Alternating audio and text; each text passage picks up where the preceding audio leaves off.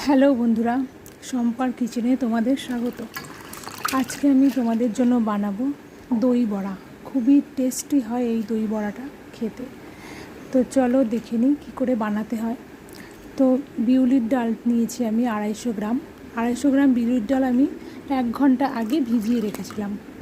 তো এবার বিউলির ডালটাকে আমি ভালো করে 2-3 বার করে জল দিয়ে ধুয়ে মিক্সিতে দেবো। তো দেখো আমি বিউলির ডালটা ভালো করে কষলে কষলে ধুয়ে নিচ্ছি, কারণ ডালের মধ্যে অনেক নোংরা থাকে। তো ডালটা ভালো করে ধুয়ে আমি মিক্সার গ্রাইন্ডারে দিয়ে দেবো। মিক্সিতে দিয়ে এটাকে আমি ভালো করে পিষে নেব। পিষার পরে এটা একটা আমি বড় বাটিতে নেব, তাকে ডালটাকে আমাকে ভালো করে ফেটাতে হবে। তো দেখো আমি ডালটা এখন মিক্সিতে দিয়ে দিচ্ছি।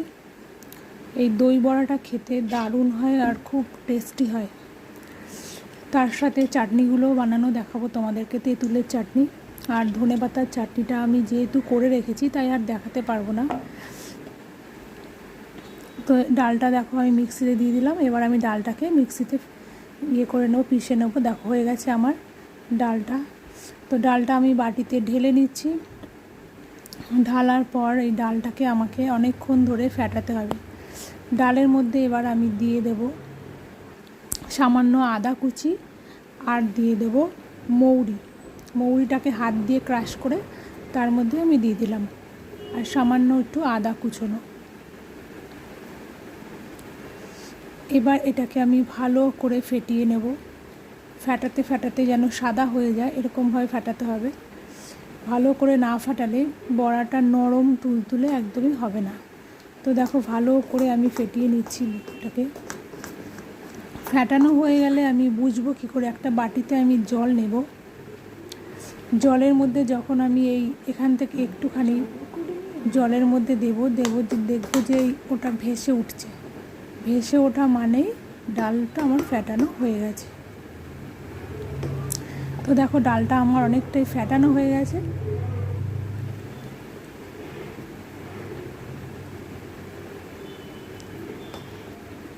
এবার দেখো আমি একটা ছোটো বাটিতে জল নিয়েছি। জলের মধ্যে আমি একটু দিয়ে দিচ্ছি, তাহলে তোমরা বুঝতে পারবে ডালটা ফেটানো হয়ে গেছে। দেখো ডালটা দিয়ে দিলাম, অমনি ভেসে উঠেছে, তার মানে ডুবে যায়নি। তো সেজন্যই ডালটা আমার ফেটানো রেডি হয়ে গেছে। তো এবার আমি বড়াটা ভাজবো। কড়াইতে তেল দিয়ে দিয়েছি, গ্যাসটা অন করে দিয়েছি। তো দেখো কড়াইতে তেল দিয়ে দিয়েছি, এর মধ্যেই আমি সব বড়াগুলো একটু একটু করে ছেড়ে দেবো। তেলটা গরম হয়ে এসছে।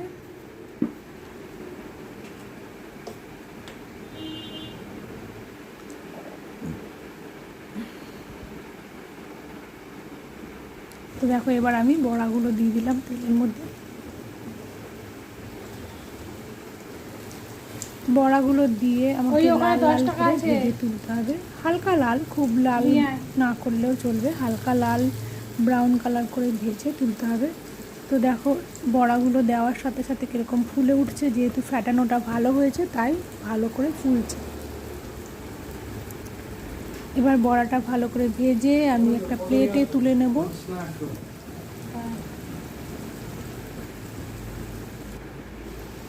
দেখো ভাজা হয়ে গেছে। এবার আমি এগুলোকে একটা প্লেটে তুলে নেব।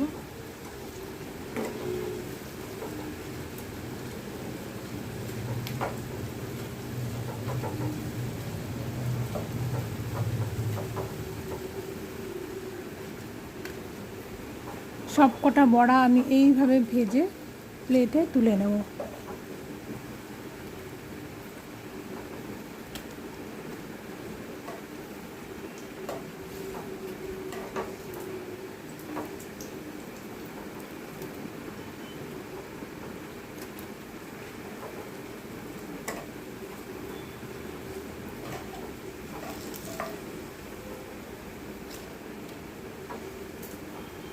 তো দেখো বড়াগুলো আমার ভাজা একদম রেডি হয়ে গেছে।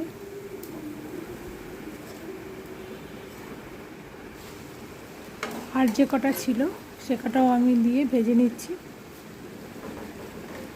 আমি প্রায় অনেকটাই করেছি।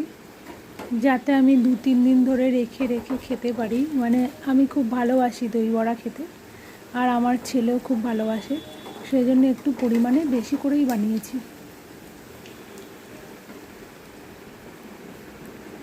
দেখো এইভাবে ভেজে বড়াগুলোকে তুলে নিতে হবে।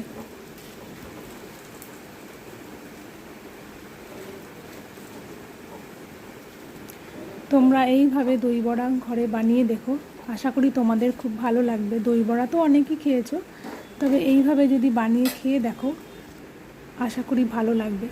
তো দেখো প্লেটে আমি সমস্ত দই বড়া ভেজে তুলে নিয়েছি। এবার আমি দইটাকে রেডি করব। তো দেখো এখানে আমি 500 গ্রাম মতন দই নিয়েছি।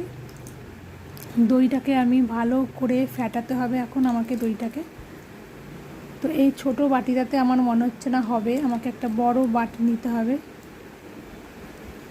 এটার মধ্যে আমি ভুল করে ঢেলে ফেললাম, তো আমি একটা বড় গামলার মধ্যে দইটাকে এখন ঢেলে নেব। এর মধ্যে আমি দিয়ে দিলাম বিট লবণ 1 চা চামচ, আর দেব আমি লঙ্কার গুঁড়ো, আর দেব আমি চিনি, প্রায় অনেকটাই চিনি দেবো, 50 গ্রাম মতো চিনি দিয়ে দেবো।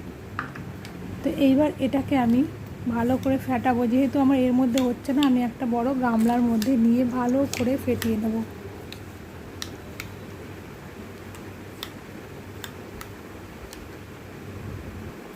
তো দেখো আমি গামলার মধ্যে দইটা ঢেলে নিয়েছি।